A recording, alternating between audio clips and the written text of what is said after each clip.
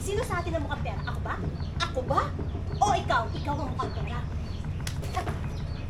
Alam mo, ikaw itong matanda, ha? Hoy, umalis ka sa buhay ng anak ko, ha? Umalis ka sa buhay ng anak ko, ha? Isasak mo ito sa pagamo ko. Ito, gusto mo ito? sa'yo. Gusto mo ito? Mabasag to! Casey! Sinasabi ko sa'yo, Tama na! Sinungaling ka, ha? Ang kapal ng mukha mo, ha? Ha? Kalokohan ang sinasabi mo. Mahal mo ang anak ko, tapos nakipaglapan ka sa lalaki. Hindi totoo yan! Ito, ha? Umalis ka rito!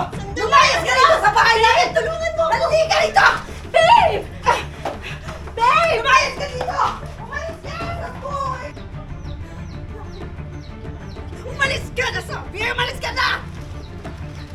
Ma! Anong ginawa nila sa'yo? Anong ginawa sa'yo ng ibaktang yan?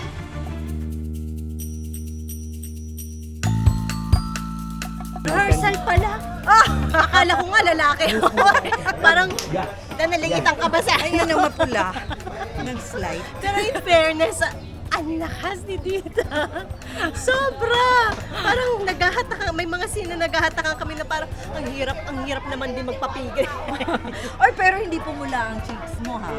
In fairness. Bright spot. Akala ko kasi mabait ako dito eh.